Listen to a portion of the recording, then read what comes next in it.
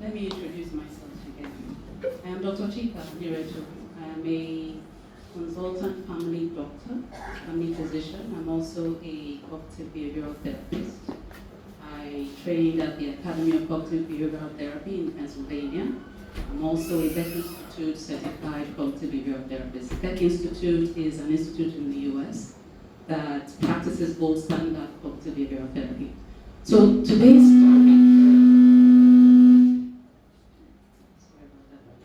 topic is emotional wellness in intimate relationships. So I want to just give a bit of an intro, because you might be wondering, what does this have to do with career people like yourselves? So emotional wellness is crucial, and it is affected by our relationships. And when I say intimate relationships, I don't mean just marital relationships. I mean any relationship that is significant to you can affect your emotional well-being, and emotional well-being is a component of your mental health. So just to put it in perspective. So what I'm saying is our relationships can affect our mental health. And I'm here to explain to you how you can navigate that terrain such that your emotional wellness is optimal. Next slide. So again, why this presentation? So in my clinic, I see a lot of people who have depression, anxiety. In fact, in Nigeria, 1 in 4 persons has a mental illness. The commonest mental illness in this country is anxiety, followed by depression. And then we have so many others. But generally speaking, all around the world, there is a decline in mental health globally, meaning that an increase in the incidence of mental health disorders. This is confirmed by a study that was done in 2019 in countries all over the world, including our country, Nigeria. So in my clinic, I see a vast array of different kinds of mental disorders, from young people, older people, middle-aged people. So this is the reason for this presentation. And from all of them, I dare say, there is a component of it that has to do with their relationships.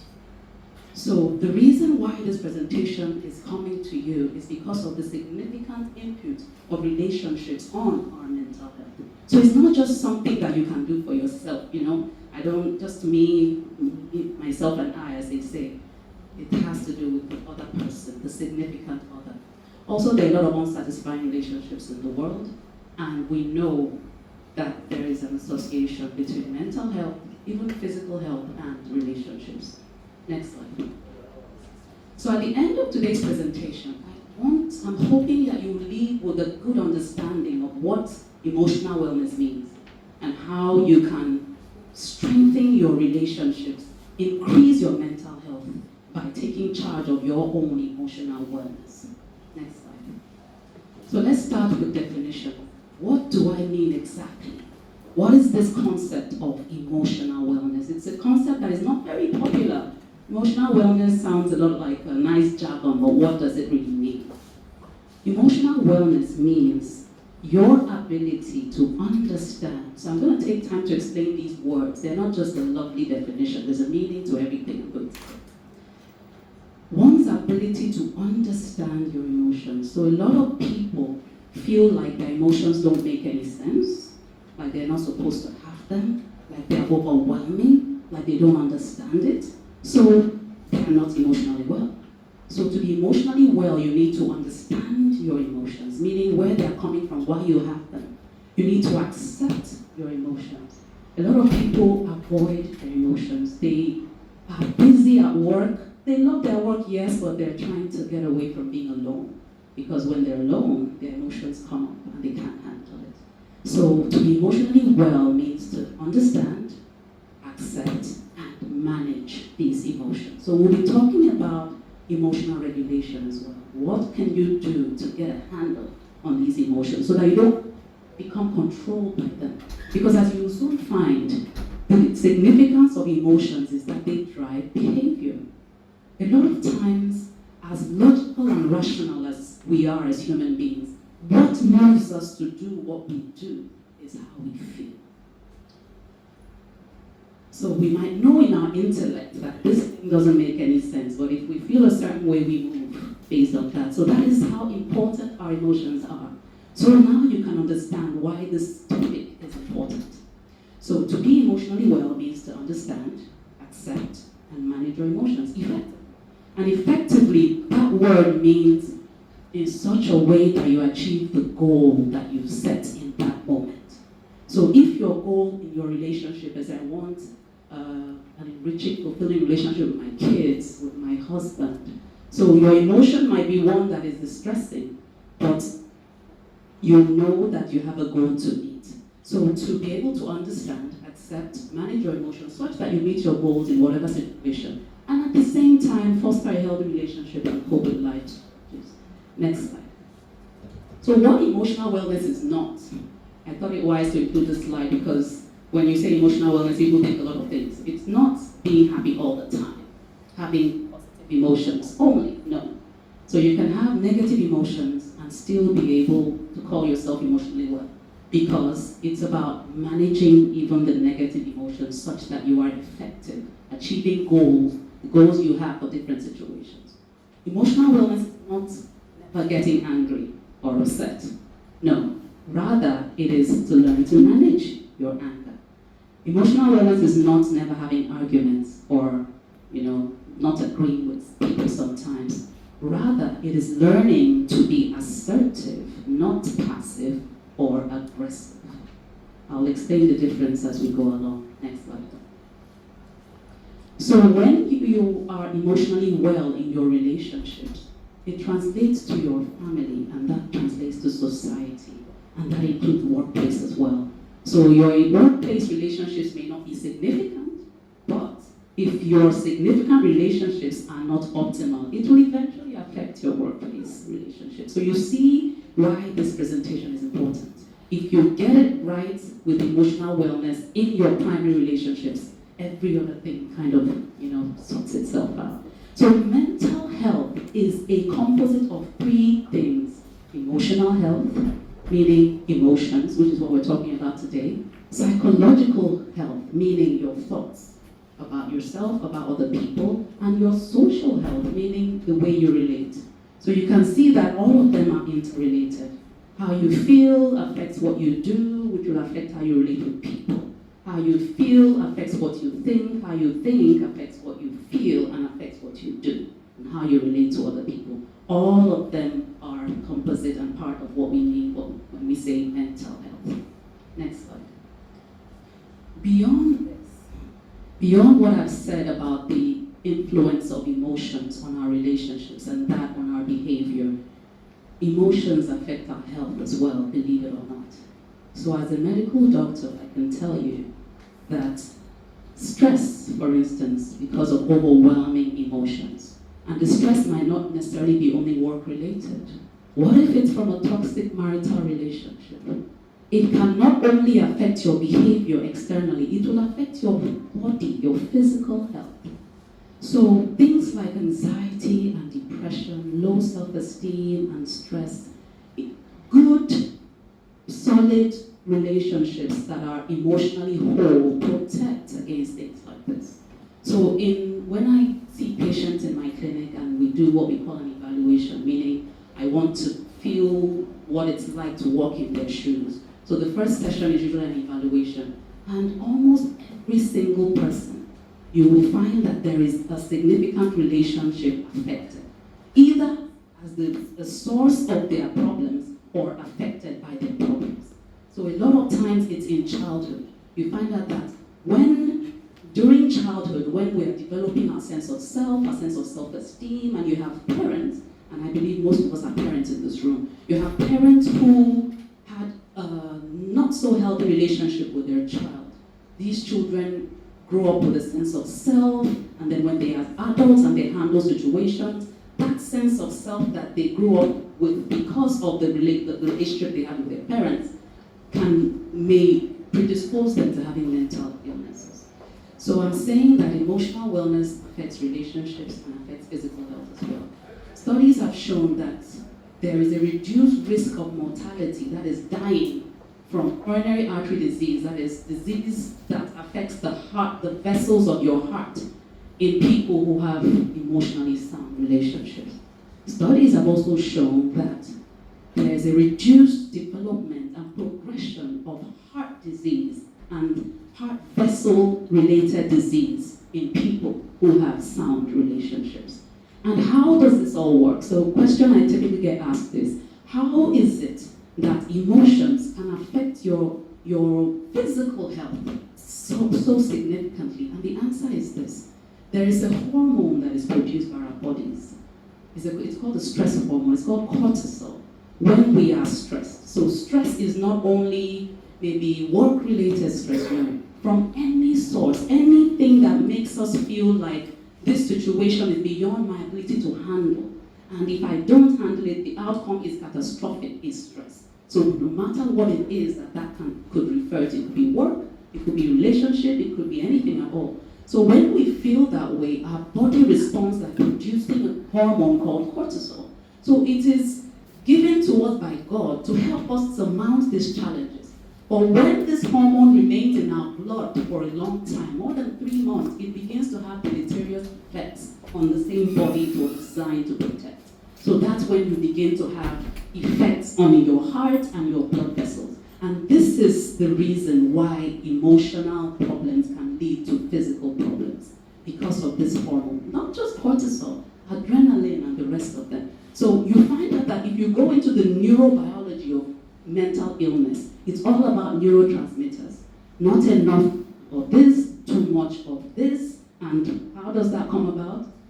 Relationships. Next slide. So at the end of the day, I'm trying to tell you that relationships are important.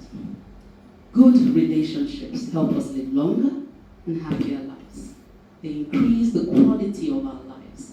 We have fewer physical problems as well as mental problems. Next slide. So this slide is talking about what we all probably already know, but I felt it was good to encapsulate them and actually name them, because when it comes to how to achieve the wholesome relationships, it is this same problem that I'll be giving solutions to. So number one, problems in relationships, unmet expectations. So this is very common. You go into marriage or any kind of interaction or relationship with someone important to you, and you have some thoughts at the back of your mind. Expectations you are hoping this relationship would meet. Emotional needs is what we call them. And then you go into the relationship and you see some things. I once had a client a woman in her mid-30s, and her parents died when she was very young, and she went through a whole lot in the hands of uncles and aunties. So her mindset was that I can't wait to be married so that I'll have that kind of comfort and support that I need from a relationship that I never really had because my parents died. And at the time I was seeing her in therapy, her marriage was on the rocks. So unmet expectations. Her expectation was this marriage would be a succor for me, to relieve me of my sufferings, but that was not what she found. Unrealistic expectations. My wife should always respect me. Very common. So there's nothing wrong with respect. I'm a wife myself. I respect my husband. But it's unrealistic to expect that she should always. You yourself are not always respectful. When we have unrealistic expectations, we get angry easily because our expectations are not met and we respond with, no, this is not how it should be, this is not what I bargained for. But when we realize that the human beings we're dealing with are as fallible as we are, they make mistakes as we are, nobody is always anything, all the time. So unrealistic expectations. Poor communication is huge. A lot of us, even as adults, act out instead of voicing our concerns. We don't give voice to our anger or our discontentment. We show it in our behavior. How are you? Fine. Is everything okay? Yes. But you know that you are angry inside. So poor communication. Passive or aggressive instead of assertive. So to be passive means to not voice your concerns for fear of rocking a relationship. You are tiptoeing around the matter because you don't want problem, you don't want wahala. But you keep it in your heart and it's building resentment. Before you know it, it shows in your behavior. Remember, emotions drive behavior. Before you know it, you're becoming distant. Before you know it, you're not compatible. In fact, this relationship is not working. To be passive means to let the other person's opinion override your own and keep your own quiet. To be aggressive means to push your own agenda and disregard the other person's rights. To be assertive is the middle ground, where you are saying you're speaking your truth and also allowing the person to speak their own truth. It will amaze you how many people don't know how to find this balance. They're either too passive or they're too aggressive.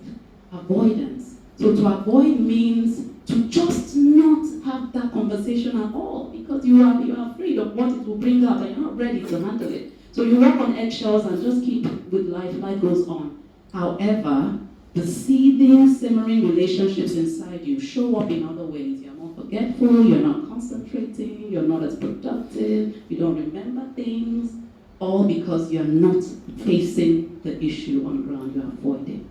Different communication styles, I think it's important to mention that. So to have men and women typically have different communication styles. Men, because of how they are brought up as children, typically there's a hierarchy in a man's group.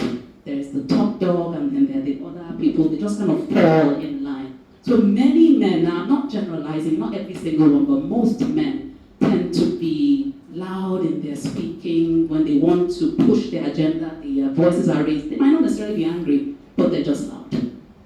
Women communicate to cement relationships. We talk to, get intimate. We share our secrets. So talking for women is typically about, know me, I know you, we're closer.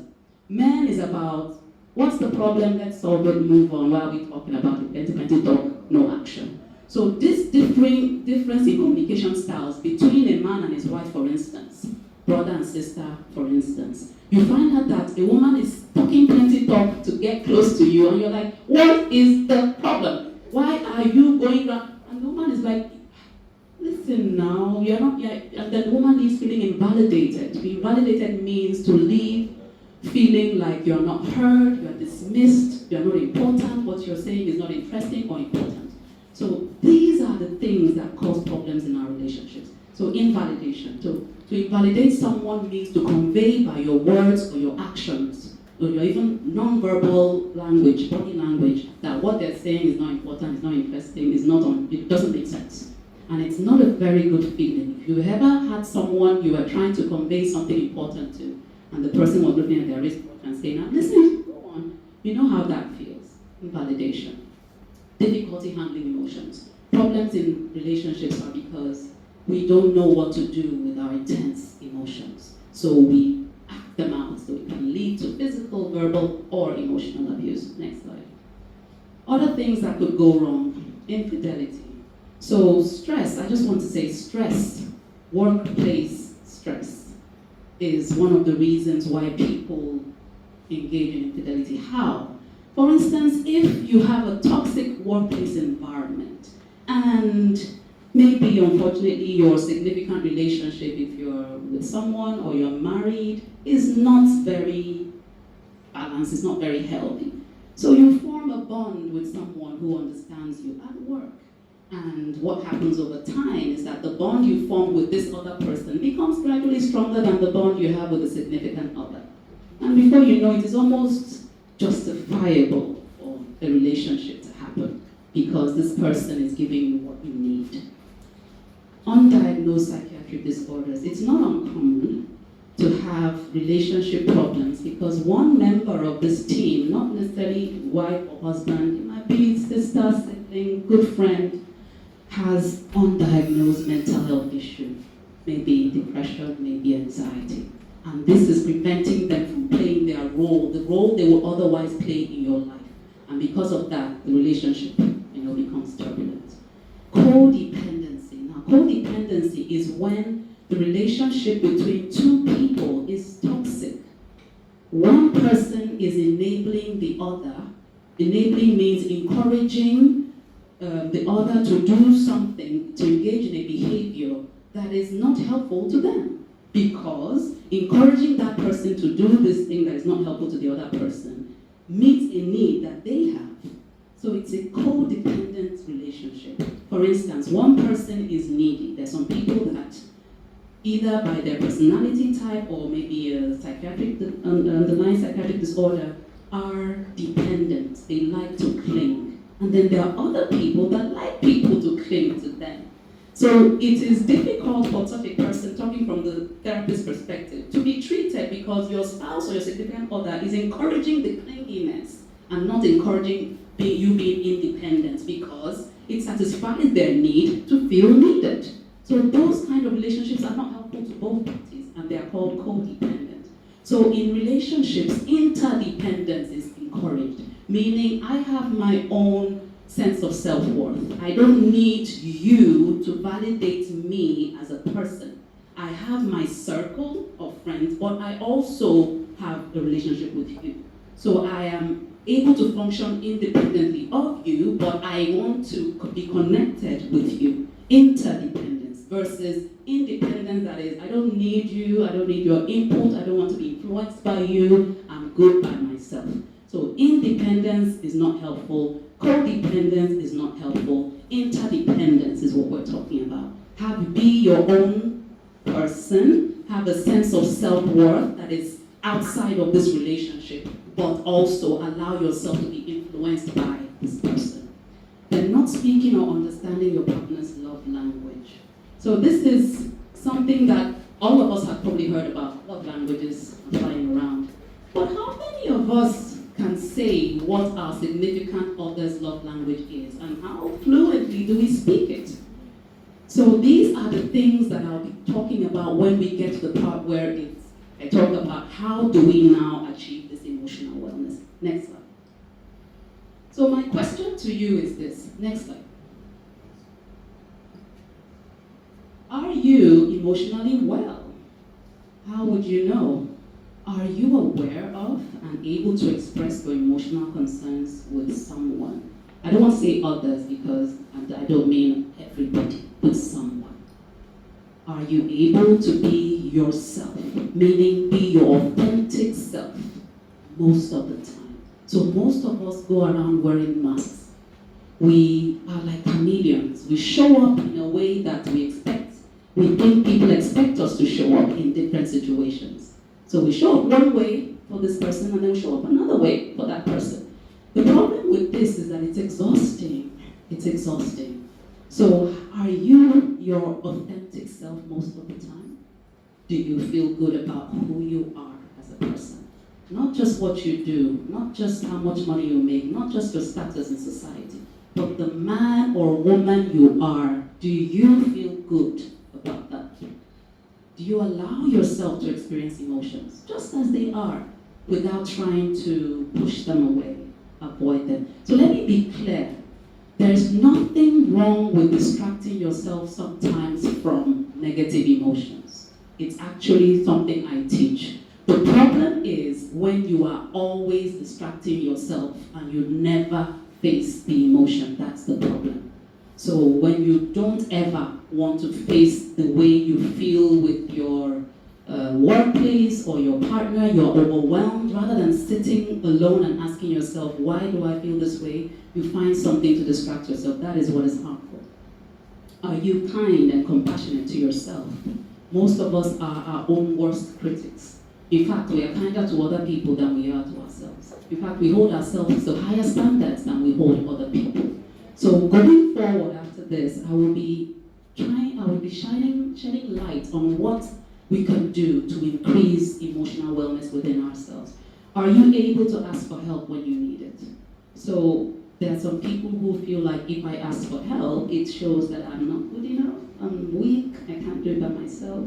So when you have these kind of thoughts, then you may not be altogether emotionally well. Next slide.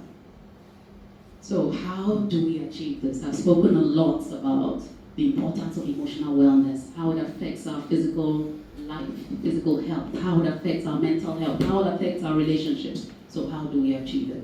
Next slide. So, number one, practice self-awareness. What does that mean? It's being aware.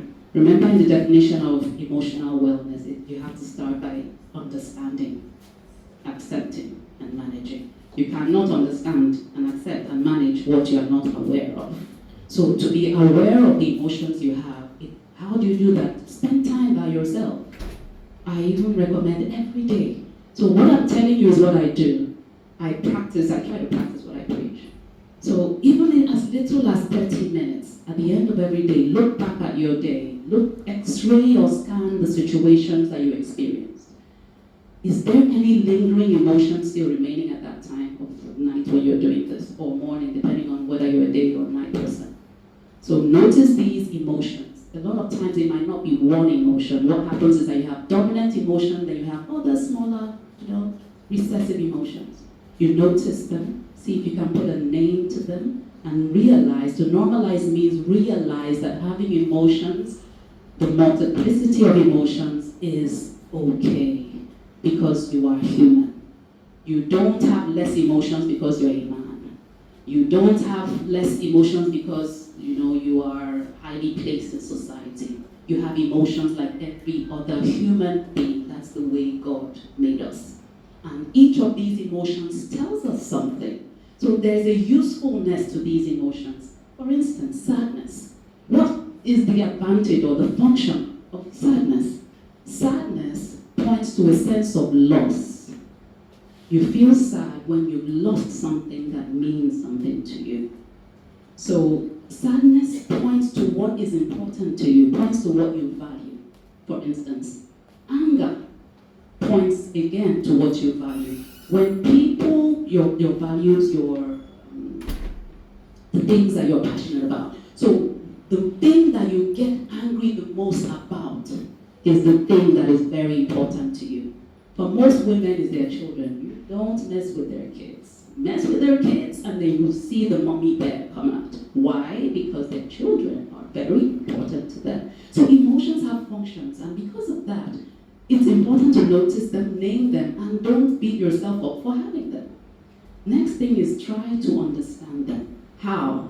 So remember at the beginning I talked about the relationship between what you think, how you feel, and what you do.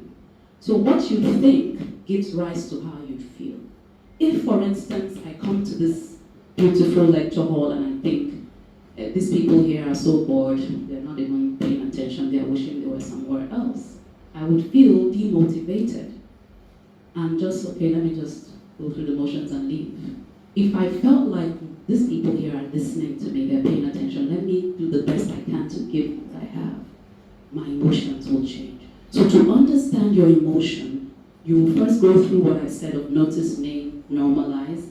Then you will ask yourself, what am I thinking? What crosses my mind when I feel this way? So that will give you the thoughts you have that gave rise to the emotions. That will make your emotions more understandable to you. And at the end of the day, don't avoid, rather accept. So this is something that I recommend you do every day. The more you do it, the more you will not be so fazed by emotions. And the more you will find yourself more balanced and have increased emotional wellness. The next thing is embrace self-compassion. So to be self-compassionate means to speak to yourself as you would a dear friend when you make a mistake. So I've seen a patient of mine earlier in the year. She tried to take her own life because her husband had another family elsewhere. And she had one child and she felt he was eventually going to take the child away from her because that's what men do in our society. So I was called to see her while she was in admission. She tried to drown herself. So part of what I told her after the evaluation, so the first session I got to know the story and how she felt because of what had happened. So I asked her, practicing self-compassion now. So I asked her, if your daughter, so her daughter at that time was just less than a year. I said, if your daughter grows up and is a young lady and her husband does the same thing that your husband did, God forbid, what will you tell her? She said, I will tell her that no man deserves your ending your life. She became very aggressive and very upset. Right, and I agree with you. I said, what is the difference between that situation, the advice you gave your daughter, and what you have done? And it was like the light went on in her head, and she was like, So in her mind, she felt, I have failed, I'm a bad wife, that's why he found someone else. But she began to realize that she had so much to offer, and she would tell me all the things she would do to make the man to stay, and she would call him, where are you, honey, you're not back, put up with all sorts of attitudes, and he did what he did.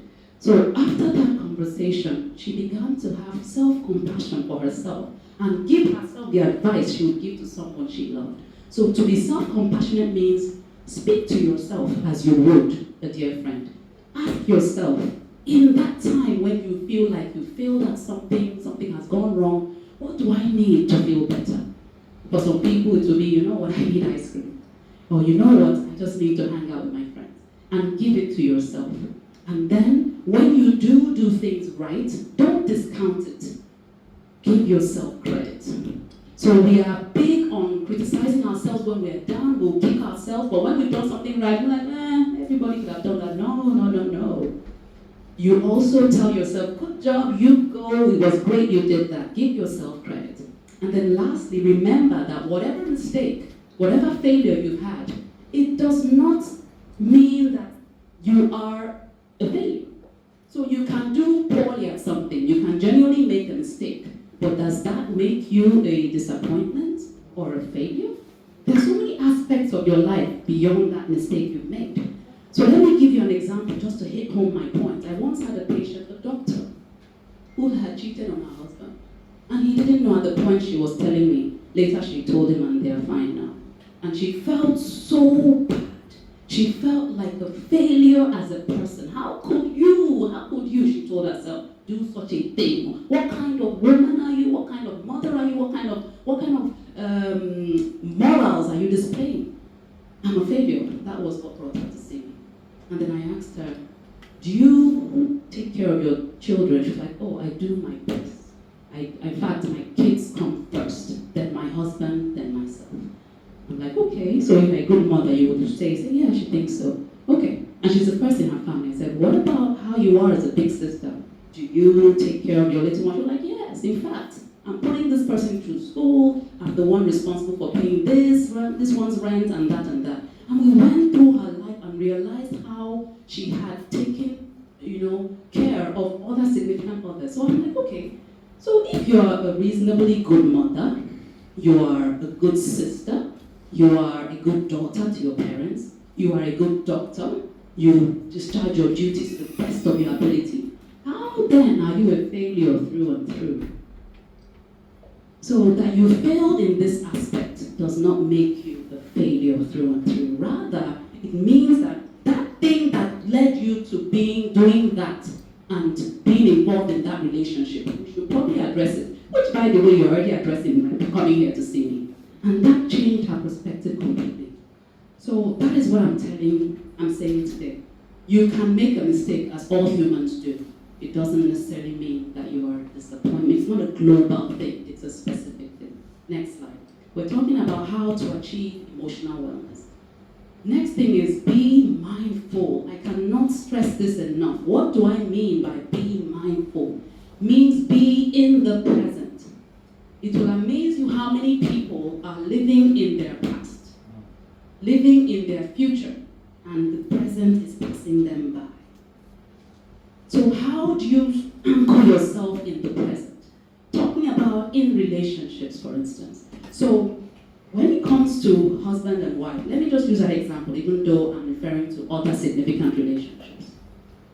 Because of the closeness of the relationship, there's a tendency to not allow the conversation you are having to just be that conversation you're having on its own merit. It is shadowed with nuances and biases from previous conversations and previous experiences you've had with this person. So the person can't just give you a simple advice that you will take on the surface. You will interpret it in the light of, he did this, he said this the other day. He also, so at the end of the day, the person is saying one thing and you're hearing something that is, convoluted and nuanced and biased and shaded. That was not intended. So that is what I mean by be in the present. So practically, it means to catch yourself. So in practice, I tell patients at home, for instance, and at work, give yourself little reminders throughout the day. Because you can start off being mindful, and before you know it, your mind is somewhere else. Even while I speak, a lot of us are not mindful. We're thinking about what we have to do after this, and what we did, and what we should do, and all that. So give yourself reminders during the day. It will be a reminder that only you understand what it means. For a patient, I said, decorate your house. She was a new wife. Since you are decorating your house, decorate your house with some colors that when you see that color, you know that it means be mindful. Because her concern was, this man will cheat on me sooner or later. She had had a bad relationship. In fact, he had cheated on her before they married. So she was always in the future, anticipating how will I cope if this happens again. But while she was in the future trying to prevent what had not happened from happening, she was missing out on really just relating with this man that was trying to make it up to her.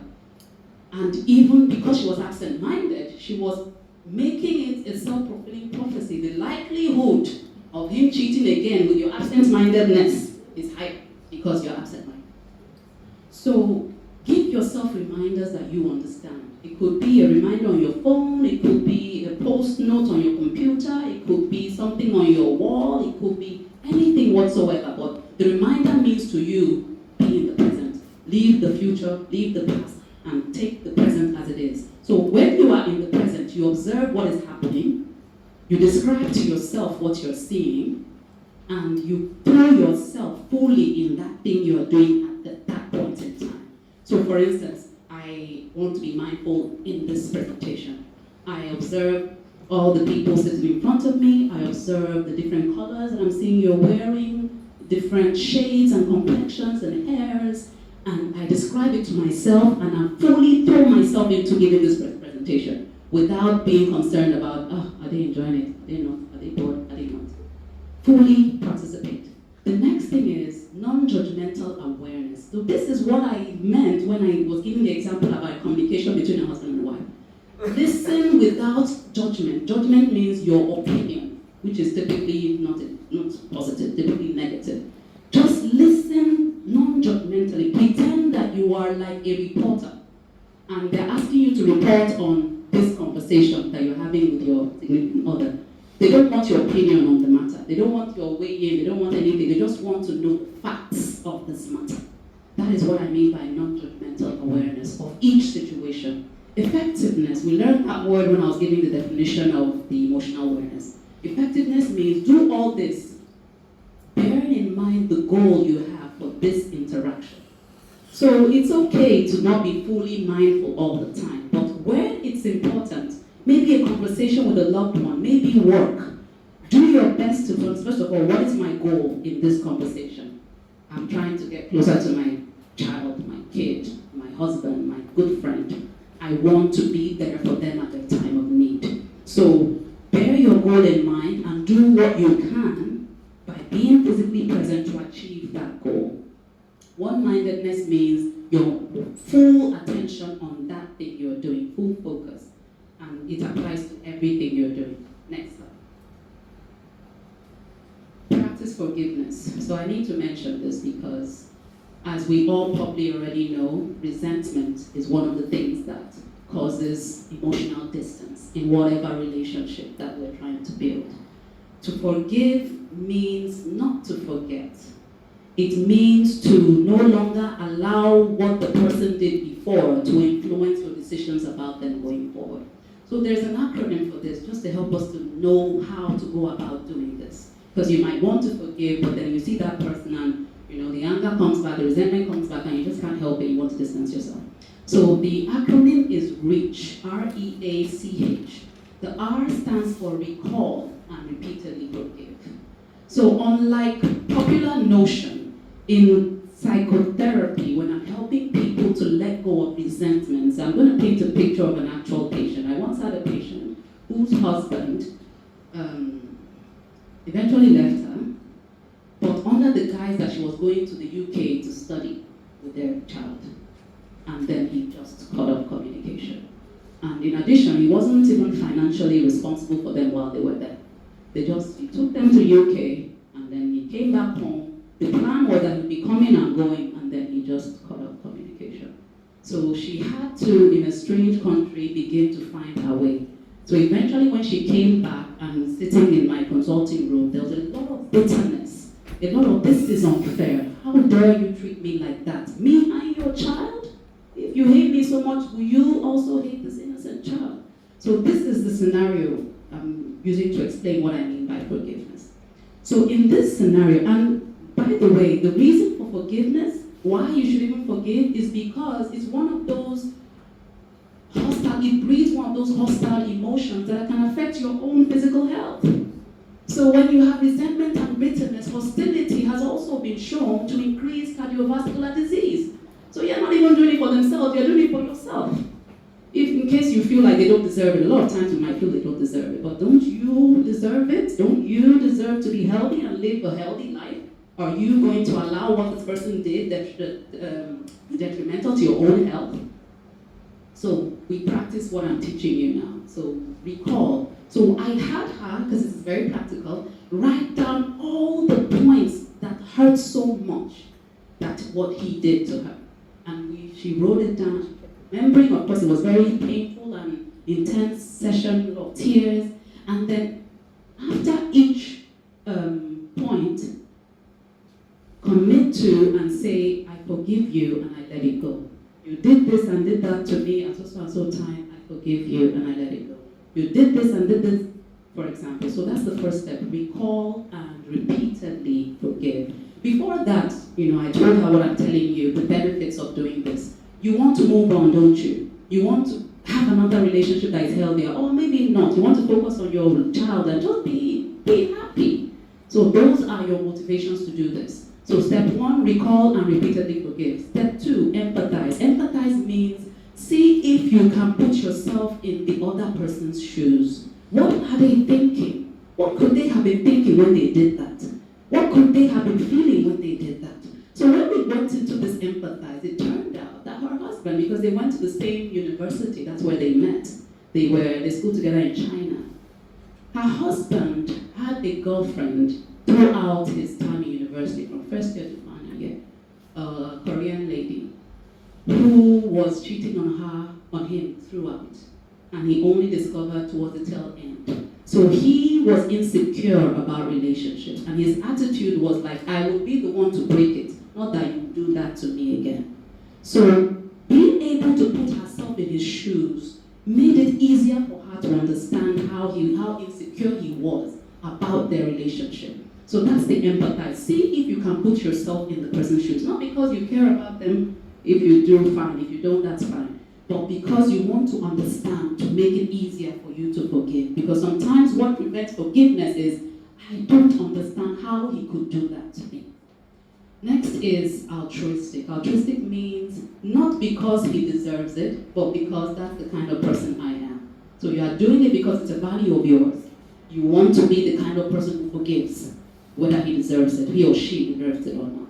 Commit. Commit means you have to keep at it.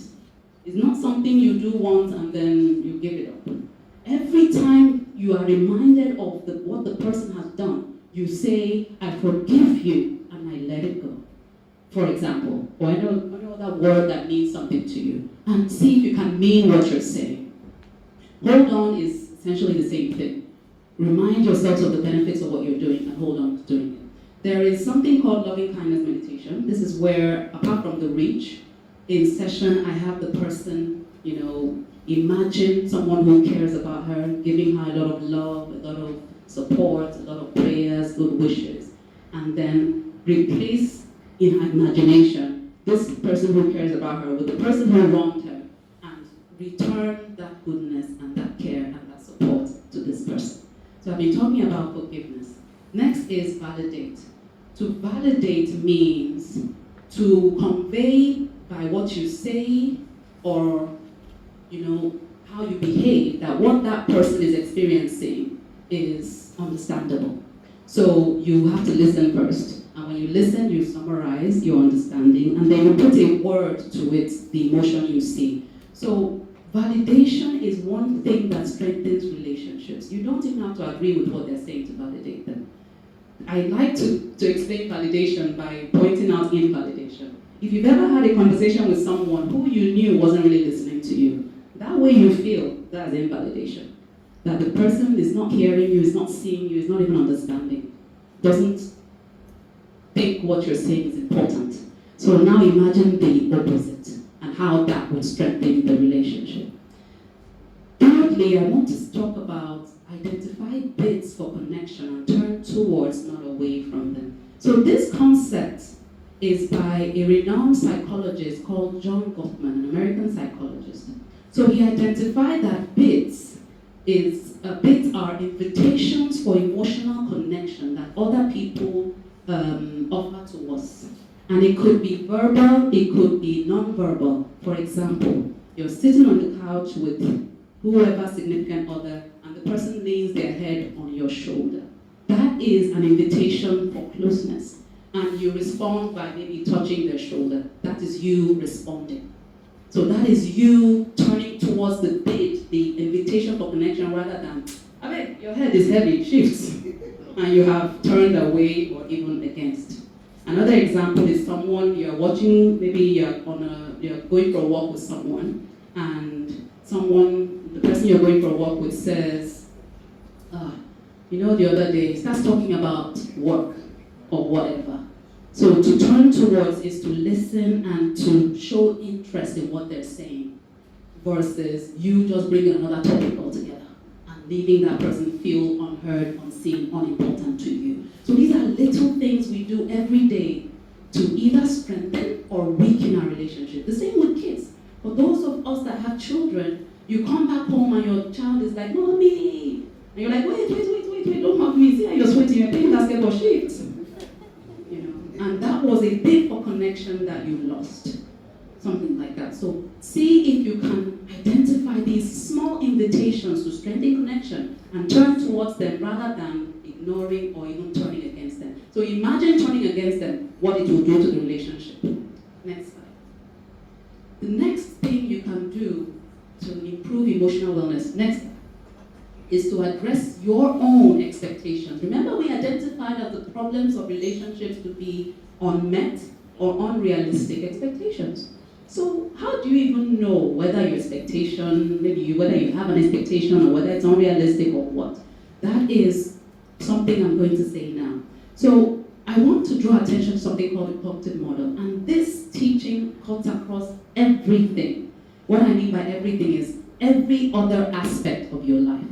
Being able to realize that what causes emotion, what makes us feel the way we feel and do the things we do may not necessarily be the actual situation on ground, but the thought we have about that situation on ground. So I once saw a patient who lost his father and he was, sad. If I didn't know better, I would have just assumed, oh, you must have been so close to him. But when I probed deeper, they weren't close at all. He was sad because of the financial burden that the death had caused him and how it had destabilized his plans for him and himself and his family. So it wasn't the death of per se, it was his thoughts about it that, I'm the first son. Now I'm going to carry all this burden. Kai, and I had planned this year to do this and that. This man, why did he die? So there are situations, but it's not the situation. And this is the strength of the kind of therapy I practice. Cognitive, meaning our thoughts, our emotions, and how they affect behavior. So this is how talk therapy like CBT can help. Because people ask me, how will you solve my problem? Will you give me money? I don't have money. But I can look at it and see, perhaps there is a perception you have about the situation that may not be realistic. So I'm saying that just because you have a thought about something does not necessarily mean it's a fact. Let me give another example. A common one I like to give. So my husband forgets my birthday, and I say he doesn't love me. So the situation is real. He actually did forget my birthday. My thoughts, he doesn't love me. It may be true, but let's x-ray that. So what I'm saying is, I've said, number one, that it is the thought that leads to the emotion and behavior. So it's not my birthday per se. It is my thought that this act means that he does not love me that hurts and you see women crying and getting very agitated because of something that you be like, Shay, you have another birthday next year. So, what I'm saying is, when you have these feelings, look at the thoughts that go through your mind. So in this example, he does not love me, and question it. Don't just accept it because you think it.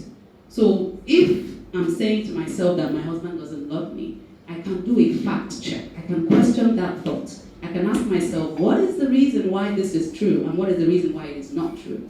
So the reason why it might not be true is because he has never forgotten my birthday before. He fulfills all his responsibilities as a father, as a husband. In fact, he's a great man. And so the evidence against him, the thought that he doesn't love me is a bit on the high side. What is the evidence that he doesn't love me? He forgot my birthday. You see, when you weigh the two, you realize like, it's not really true that he doesn't love me. So I'm saying that question your thoughts. When you think something about a situation, don't just accept it because you thought it. Question it. Do a fact check by asking of the thought these questions. 1, what's the evidence in favor of or against this thought? Number 2, is there an alternative way to look at it? Number 3, what's the worst that could happen? How could I prevent this from happening? And the last one is, what are the advantages and disadvantages of thinking this way? Next slide. I said earlier about not speaking or understanding each other's love language being a reason for problems in relationships. How do you know what your spouse's or significant other's love language is? Big clue, it is the language they often speak. What does that mean? How do they typically show you that they care? Do they spend time with you? Do they buy you gifts? Do they do something for you? What do they do that you know that this woman or this man is happy? That thing they do often, almost all the time, is a clue. In fact, most likely is the love language they speak. So you reciprocate in like kind. Because if you speak, for instance, some people have gifts as their love language, other people have quality time. So if my love language is gifts and your love language is quality time, if I buy you a wristwatch as my husband, you will not really value it as much as you would, since your love language is not gifts. So if you are not on the same frequency in that way, you will be doing all you can to show love, and the person you are trying to show love to is not feeling loved. And then you're like, this man, what does he want from me? Or this woman, what do you actually want? So learn and speak each other's love language. I mentioned interdependence and codependency earlier. So be interdependent, meaning cultivate your own interests. Let your self-esteem not be solely from that relationship. Let the things that make you feel a sense of belonging, of worth, of importance or significance, not just be that relationship. So that if that relationship begins to shake, you will not shake with it. And then see how you can invest in that relationship from a point of view of getting sustenance, if I would call it, from elsewhere. So in that way, you are connected, but not, joined together at the hip, so to speak. Next slide.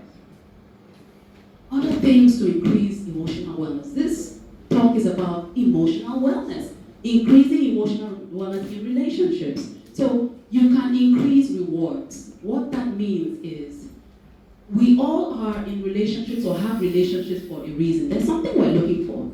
It could be support, it could be companionship, it could be sense of belonging, it could be affection, it could be attention, whatever it is, sow it back into your relationship. Let there be more rewards than punishment. And this will increase something called positive sentiment override. It's like you invest in your relationship. Keep putting positive emotions, things that will build positive emotions, so that when conflict comes, the person is more biased towards the positive than the negative. Have you seen someone who, no matter what their spouse does, they have an excuse for him or her? She came late for your graduation, or this is terrible. In fact, she missed it altogether. She's a very busy woman, looking after the kids. There is this positive bias towards this person all the time. It's almost like saying the person can do no wrong. Why? Because there has been a positive sentiment override. This person is positively biased towards this other person. And then the converse can be true as well. Negative bias. The person buys you a gift. She has cheated on me. As I'm seeing it, she has done something wrong. She's feeling guilty. So, to create that positive sentiment override and give that person you care about to see you always in a positive light, you have to increase rewards. Whatever it is that is important in that relationship, create situations that it's increasing. The renowned psychologist John Gottman actually gave a ratio. He said 5:1. For every conflict, let there be 5 positive things that will overrule that conflict, and you have a stable relationship. Decrease punishment. So, rather than making your relationship all about strife, you are acting out, you are not talking, you are giving fire for fire, try and do the reverse, because it is the increase in punishment that leads to the negative sentiment override, where even positive situations are looked at with the negative bias.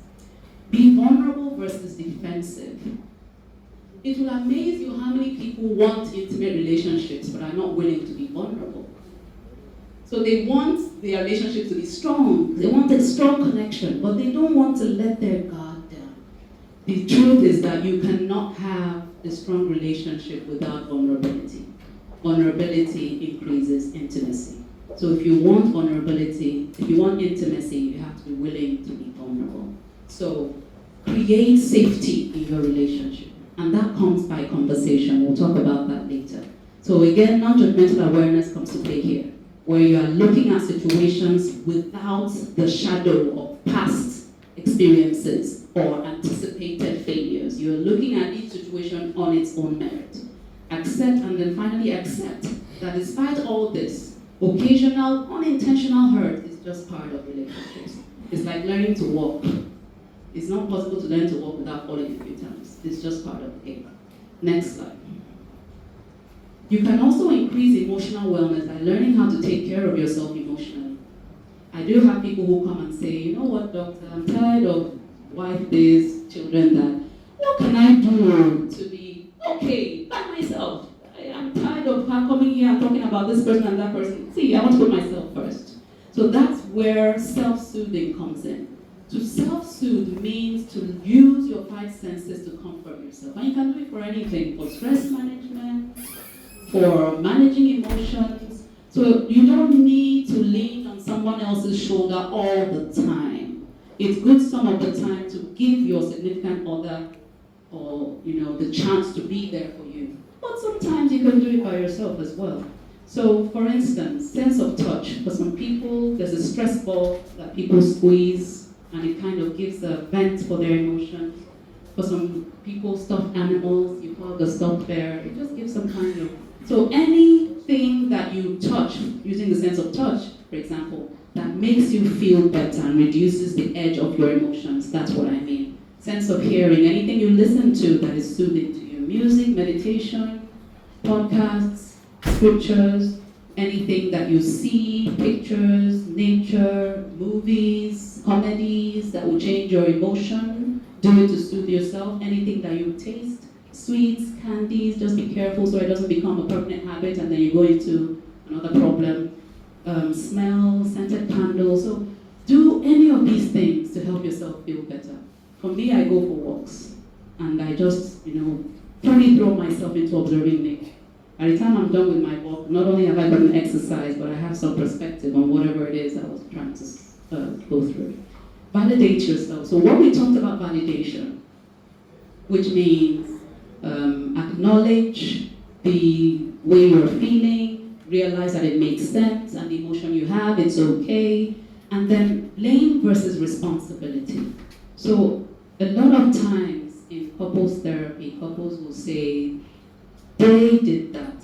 This relationship is bad because of this thing this person did. And everyone is pointing fingers. Nobody is taking responsibility for their own role. The truth is that in a relationship, as long as it's a relationship, you are interconnected. And what that person did has something to do with what you did. So it can never be 100% somebody else's fault. You always had a part to play. So own it is what I'm saying. Own the part you had to play and and commit to doing better. Play your part is what I'm saying, and stop looking at the other person's part. It's like the biblical injunction of first remove the log in your own eye before you point at another person's speck in their own eye. Next slide. I'm rounding up. The four horsemen of the apocalypse. Again, I'll quote the psychologist John Gottman. So he recognized four patterns of communication that are a telltale sign of the end of the relationship. And the word, the four horsemen of the apocalypse, is from the book of Revelation for Christians here. The things that will happen at the end of time. So when you see yourself engaging in any of these patterns of communication constantly, then just know that this is the beginning of the end for your relationship. So we know what defensiveness means. It means always being ready to defend your own ground and not paying attention to what the person is really saying. Criticize, it means pointing out something the person did wrong and discounting what they did right. Contempt means looking down on the person as if they are inferior to you in intellect, in status, or anything. Stonewall means to completely shut down and withdraw emotionally. Next slide. So I've been talking about assertive communication, and I said it's the best thing to do instead of passive or being aggressive. So this is an acronym that is a guide to how to have this assertive communication. So the acronym is I, dear man. The I stands for icebreaker. So you've had a conflict with your other significant other, and he's angry with you, and he's not talking to you. Icebreaker means state the emotion you see, what you hear, and say it in words. So I can tell you're angry with me. It's understandable that you're angry, given what may be going through your mind that I did this and that. D means describe the situation, a brief summary of the facts alone, not your opinion. Whether it was wrong or not, keep your opinion to yourself. The facts. You came in, you threw your slippers all over the room, and you threw your jacket on the couch, and I told you the uptime time to keep your things in order. You're always scattering the house. And this is terrible. So withhold that this is terrible, just the facts. E, express how what has happened makes you feel. So I just want to emphasize this. A lot of times when I tell men especially, express how you feel, they end up saying things like how they wish the person would be better. Or they tell me how they feel, but a very superficial feeling, I felt bad. And then I say, what does that mean? And then they say, I felt like I was not important. I felt like I didn't matter. I'm like, that's what I'm talking about. It's specifically what that situation made you feel. It made me feel like she didn't care. That's what I want to hear. And the other person wants to hear that because we're standing based on the hypothesis that this person cares about you, that there's a foundation of love in this relationship. So most people, when they hear truly how you feel, they soften up and they feel, oh, I'm so sorry, I didn't mean to make you feel that way. Of course it's not true, and then that's what you want. So A means to assert what you want, to say exactly what you want differently. I would like you to tidy, put your shoes by the corner of the door when you come in, versus saying, you're just a messy man. That doesn't mean anything. Be mindful means stay on track. Don't be derailed by, the other day I put my shoe, 3 months ago I actually did it, so I'm not always messy. The other day, no. Just keep on track. Don't let yourself be derailed by insults or conversations that are tangential and off-point.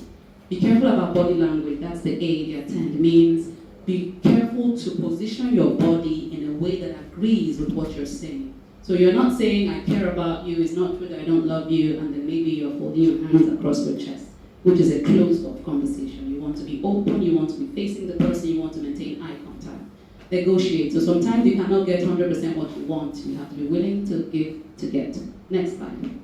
Sometimes it's anger that makes us, that ruins things, and we're not able to get a grip on our emotions. So I said, let me quickly put a slide on that so that I can walk you through what to do with anger. So there's an acronym for everything, it seems. Stop and think.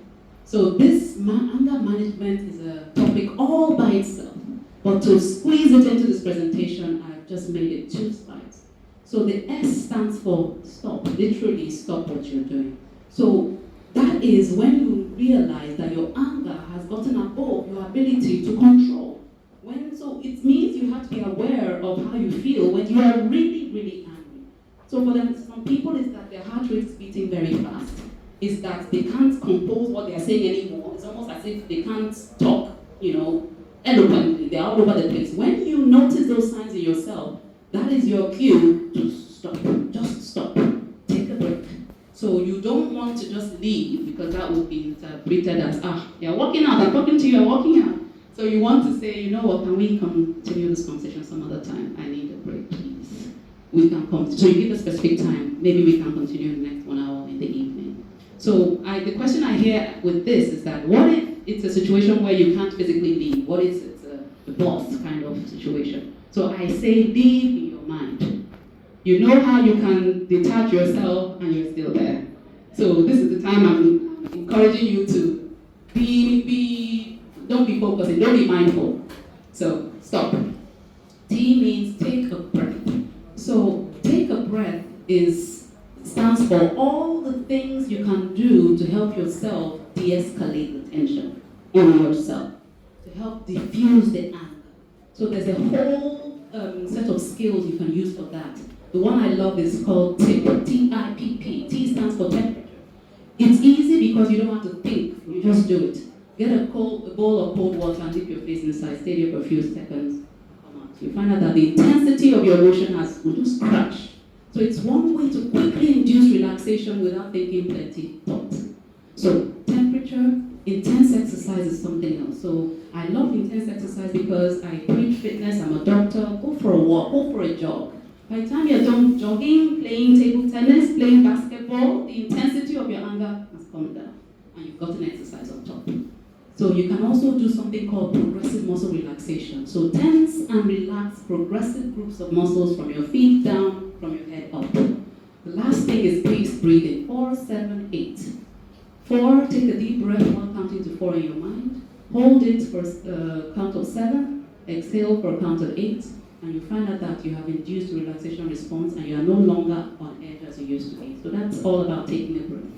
Observe and be mindful of your own thoughts, of your own emotion. Then pull back, get a holistic perspective of the other person's perspective, and then finally do what works. Do what will achieve your goal in that example, in that situation. An example is, imagine that you're going to a drugstore to get a drug. And you get there, and there's a long line, long queue, and you stand on the line.